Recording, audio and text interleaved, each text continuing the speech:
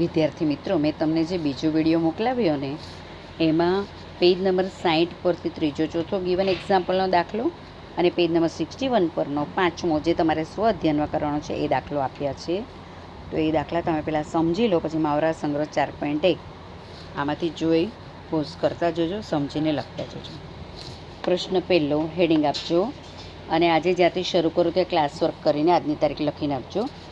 પ્રશ્ન પહેલો, નીચે આપેલી સંખ્યાની જોડીની પહેલી સંખ્યાનો બીજી સંખ્યા સાથેનો ગુણોત્તર સંક્ષિપ્ત રૂપમાં લખો. પહેલા દાખલાની રકમ છે 72 અને 60. તો 72 નો 60 સાથેનો ગુણોત્તર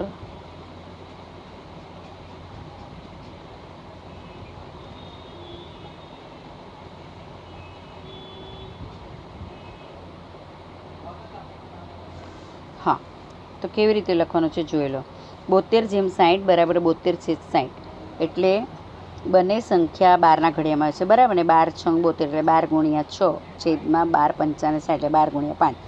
12 ઉડી ગયા સામાન્ય અવયવ એટલે જવાબ આવે 6/5 એટલે 6/5. ત્યાર પછી બીજો દાખલો પણ આ જ રીતે કરવાનો છે. 38 અને 57. 38 નો 57 સાથેનો ગુણોત્તર બરાબર 38 જેમ 57 એટલે 38/57. આ બંને સંખ્યા 19ના ઘડિયામાં આવે છે એટલે ઇઝ ઇક્વલ ટુ 19 દુ 38 19 × 2 છેદમાં 19 × 3. 19 ઉડી ગયા એટલે 2/3 ઇઝ ઇક્વલ ટુ 2/3. હવે ત્રીજો દાખલો બધાએ જાતે કરવાનો છે. એના પછીનો દાખલો 700 રૂપિયાનો 308 રૂપિયા સાથેનો ગુણોત્તર. બંનેના એકમો સમાન છે એટલે આપણે કંઈ ફેરફાર કરવાની જરૂર નથી. એટલે 700 રૂપિયા જેમ 308 રૂપિયાનો ગુણોત્તર બરાબર 700/308. બંનેને આપણે છેદ ઉડાડે. 100 + 700 અને 308ને જો મેં બાજુમાં ભાગાકાર કરીને તમને બતાડ્યું છે. ભાગફળ આવે છે 44 એટલે 308ને 7 વડે ભાગે તો 44 એટલે 44 + 308 એટલે છેદ 308 કાપીને 44 આવશે. ઇઝ ઇક્વલ ટુ હવે 100 અને 44 બંનેને 4 વડે ભાગે તો 25 × 100 અને 11 × 44. ઠીક છે, એટલે 25/11 જવાબ આવ્યો. એના પછી 14 રૂપિયાનો 12 રૂપિયા 40 પૈસા સાથેનો ગુણોત્તર. તો સૌથી પહેલાં આપણે 14 રૂપિયાનું પૈસામાં રૂપાંતર કરવું પડશે. જો બાજુમાં તમને રૂપાંતર બતાડ્યું છે. 1 રૂપિયો બરાબર 100 પૈસા માટે 14 રૂપિયા બરાબર 14 × 100 એટલે 1400 પૈસા થાય. અને 12 રૂપિયા 40 પૈસા એટલે 12 રૂપિયાના પૈસા કેટલા થાય? 12 × 100 એટલે 1200 પૈસા વત્તા 40 પૈસા ઇઝ ઇક્વલ ટુ 1240 પૈસા. હવે એના પછીનું જુઓ. 1400 પૈસા જેમ 1240 પૈસા ઇઝ ઇક્વલ ટુ 1400/1240. 0 0 ઉડી ગયો. પછી 140 અને 124ને આપણે 2 વડે ડિવાઈડ કરીએ તો 124ના અડધા 62 અને 140ના અડધા 70. પછી હજી આપણે બંનેને 2 વડે ભાગી શકીએ ને. એકમ સ્થાને 0 અને 2 છે એટલે 35 દુ 70 અને 31 દુ 62 એટલે જવાબ આવે 35/31 ઇઝ ઇક્વલ ટુ 35/31. હવે આ જ રીતે ત્રીજો દાખલો પણ થાય. જો 5 લીટર અને 2500 મિલીલીટર, તો 5 લીટરના પહેલાં મિલીલીટર કરવાના.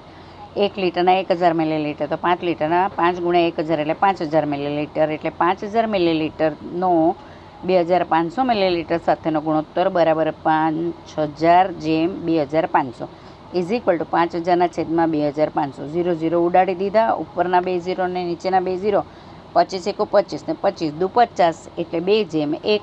2/1 ઇઝ ઇક્વલ ટુ 2/1 માટે 5000 મિલીલીટર જેમ 2500 મિલીલીટર બરાબર 2/1. એ જ રીતે ચોથો દાખલો છે. હવે ચોથો દાખલો તમે જોઈ લો, સમજી લો અને જાતે ગણો.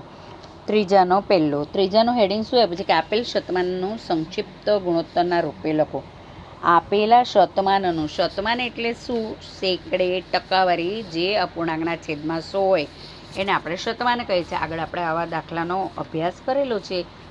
એટલે કે 75/100 ને સંક્ષિપ્ત રૂપ આપવું. એમ છેદ ઉડાડીને જે નાનામાં નાનો અપૂર્ણાંકનો રૂપ આવે તે આપણને. એટલે 75 જેમ 100 બરાબર 75ના છેદમાં 100 ઇઝ ઇક્વલ ટુ.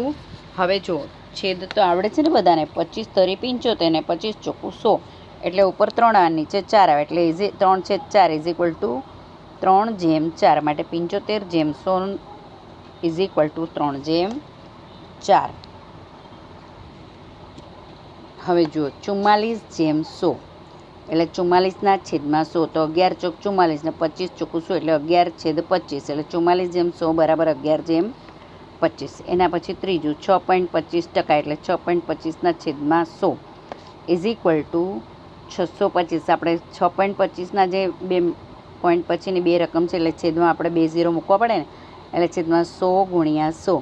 પછી 25 ગુણ્યા 25 કરે તો 625 અને 25 ચોખ્ખું 100. પછી 25 એકુ 25 અને 25 ચોખ્ખું 100 એટલે 1/4 ગુણ્યા 4 એટલે 1/16 જવાબ આવ્યો. માટે 6.25% ઇઝ ઇક્વલ ટુ 1/16. એ જ રીતે આ ચોથો દાખલો છે અને પાંચમો દાખલો છે. તો શાંતિથી સમજીને જાતે કરો.